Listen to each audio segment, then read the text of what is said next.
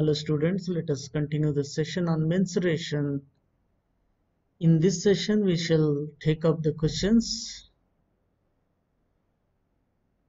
starting from the statements which are true or false.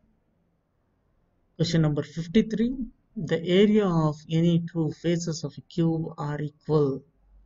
This statement is a true statement. We all know that in a cube all the faces are square shaped and all the squares are having the equal length. So this statement is a true statement. Statement number 54. The areas of any two faces of cuboid are equal. This statement is a false statement. The reason is when we consider a cuboid, it could be something like this. In this cuboid, the opposite faces will be same, but not all the faces. Here these two faces can be different. Statement number 55. The surface area of cuboid formed by joining face to face three cubes of side x is 3 times the surface area of the side x. Suppose if three cubes are joined together, what will be its surface area? Let's find it out. If you consider three cuboids,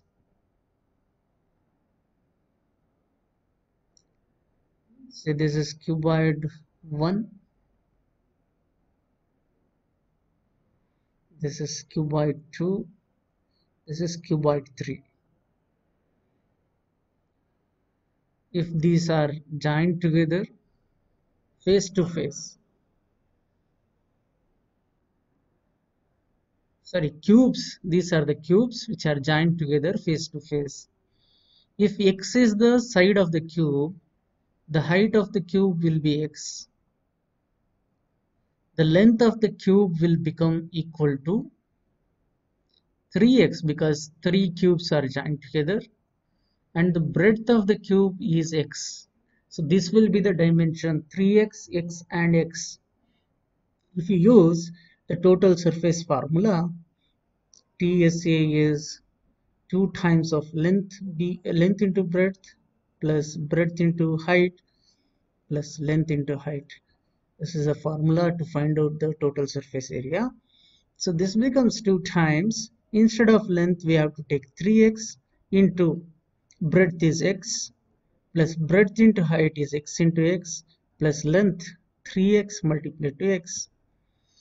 This can be further simplified. This will be 2 times of 3x square plus x square plus 3x square. So we get it as 14x square.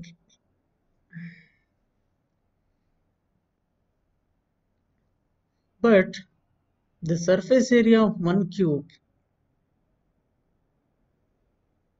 is 6 times of x square. You can compare the 6 times of x square with 14x square. We can't say that the total surface area of the cuboid formed will be 3 times. So the given statement should be false statement. Now the 56th statement, two cuboids with equal volumes will always have equal surface area. How do we decide upon this particular statement? Two cuboids with equal volumes will always have equal surface area. Suppose if I consider dimension of two cuboids to be 1 into 1 centimeter into 1 centimeter into 2 centimeter, and one more cuboid if I consider 1 centimeter into half centimeter into 4 centimeter, their volumes are equal. Here the volume is 2 centimeter cube if these are in terms of centimeters. If these are also in terms of centimeter, this volume is 2 centimeter cube. Now if you look at the surface area, if you use 2 times of LB plus BH plus LH formula, do we get the same surface area? If you use and substitute LB, BH and LH, do we get the same surface area? That's what we need to check. Here it is 2 times. Length I have taken as 1. Breadth I will be taking as 1 into 1 plus BH 1 into 2 plus LH is 1 into 2. So this will be 2 times 1 plus 2 plus 2. 2 plus 2 plus 1 is 5. It becomes 10 centimeter square. In this case, it's 2 times L into B is 1 into half is 1 by 2 plus B into H is half multiplied to 4, it is exactly 2 plus LH is 4. This will be 6. 6 and a half is 13 by 2. So 2 times of 13 by 2, this 2 get cancelled, we get 13 centimeter square. We can say that their surface areas are different. So the given statement is a false statement. This is how you can check it. Statement number 57. The area of a trapezium becomes 4 times its height if its height gets doubled. If the height of the trapezium is doubled, its area becomes 4 times. Is this statement true? To understand this particular statement, we need to make use of the formula known to us. The formula for finding area of trapezium is half into height multiplied to sum of the parallel sides, where A, B are parallel sides, H is height. If the height is doubled, now if height is doubled,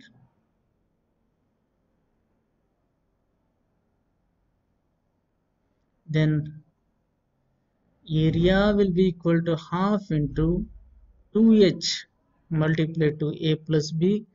So we can say that it is 2 times multiplied to half into h into a plus b. So it means area is doubled, it won't be 4 times. So what can you say about the statement? The statement is a false statement. Let's have a look at statement number 58.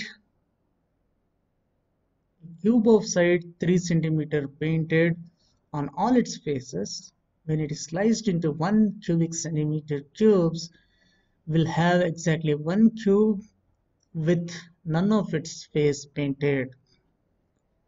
Actually, this statement is a true statement.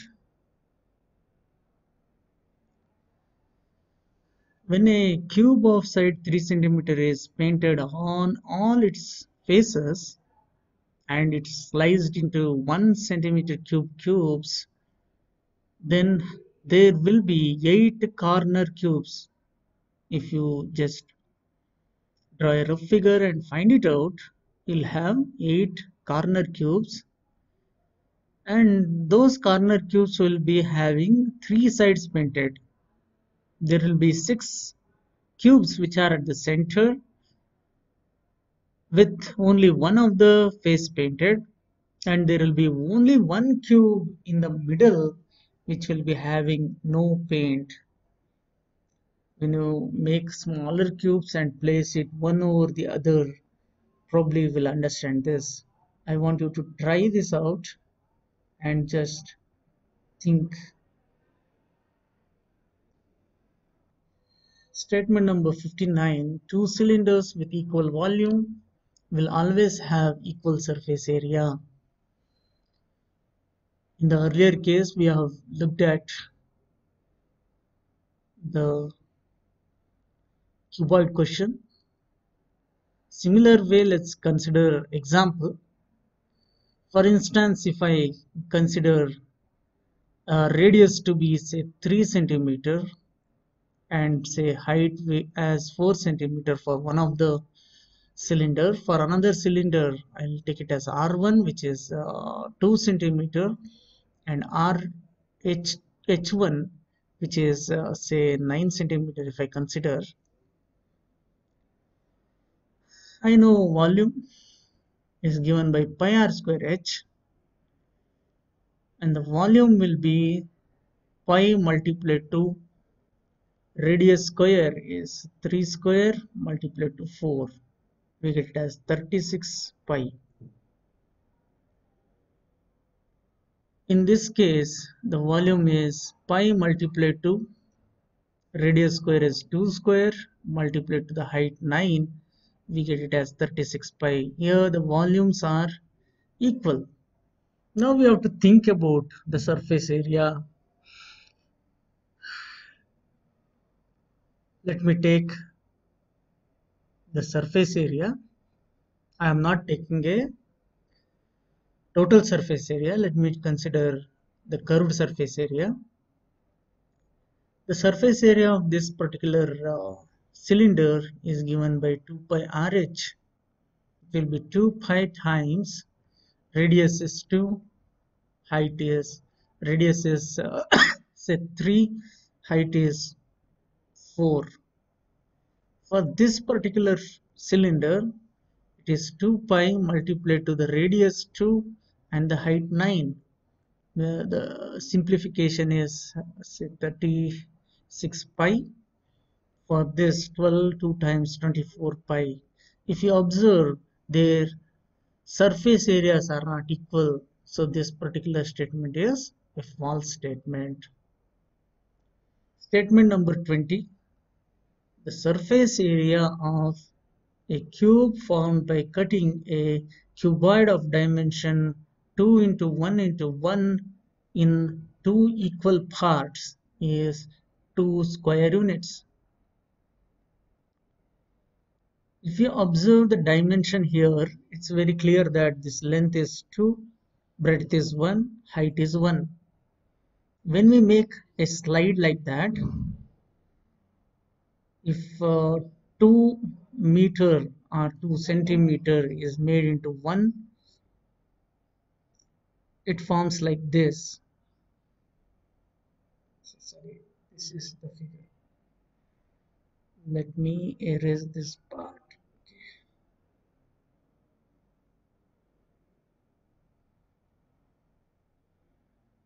It is cut over here. This length will become equal to 1 now from the total length. 2. Breadth will be 1. Height also will be 1. So it forms 2 cubes. And we know the surface area of cube. Surface area is given by 6a square, which will be 6 times of 1 square, 6 square units. So it won't be 2 square units, it will be 6 square units. So the given statement is a false statement. Statement number 61, the ratio of area of a circle to area of square. Ratio of area of a circle to area of square whose side equal to radius of circle is 1:pi. So here the side of a square is equal to the radius of circle. If I consider the side of square as r, then area of the square will be r square and the area of circle will be pi r square. If you take the ratio, will it be 1:pi? Let's see. ratio of area of circle to area of square whose side is equal to the radius. Here they have given the side equal to the radius. If I say r is the radius, then I can find out area of circle. Area of circle is pi r square, and area of square is 4 times of side square. Sorry, it's not 4 times of side square, only side square, which is r square. Now the required ratio is pi r square is to r square. R square will get cancelled. We get it as pi is to 1. So it will not be 1 is to pi, it will pi is to 1. So the given statement is false statement. Question number 62 onwards, we have a word type problem we need to solve. To solve this 62nd question, the area of rectangular field is 48 meters square. One of its side is 6 meters. How long will a lady take to cross the field diagonally at the rate of 20 meters per minute? To understand it better, I will consider the figure like this. ABCD representing the rectangular field. Here they have given 6 meters as the side, and they have also given area. So the other side will be 8 meters because they have given the area. The area is 48 meters square. So length into breadth is 48 meters square. Here they have given its side is 6 meters. So we can find out another side. Let that breadth be 6 meters. Now we can find out the length. The length will become 8 meters. This is how we can do that. Now they have given that lady crosses diagonally. So we need to find the length of the diagonal. If you observe, it's a rectangle. So the angle formed here is 90 degree. So we can make use of Pythagoras theorem. AC square will be equal to AD square plus DC square by Pythagoras theorem.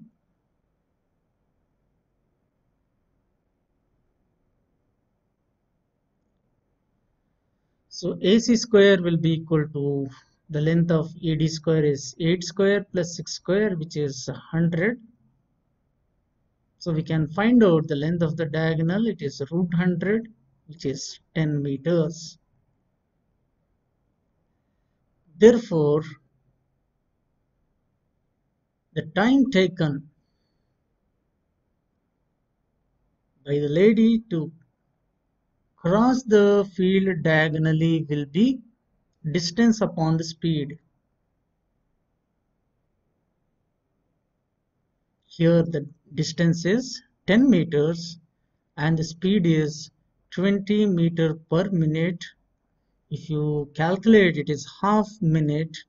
Half minute is nothing but 30 seconds. In 30 seconds, she can cross the field diagonally. Question number 63. The circumference of the front wheel of a cart is 3 meters long and that of the back wheel is 4 meters long. What is the distance traveled by the cart when the front wheel makes 5 more revolutions than the rear wheel? It's given that the circumference of front wheel is 3 meters. Circumference of front wheel is 3 meters. Now distance covered by front wheel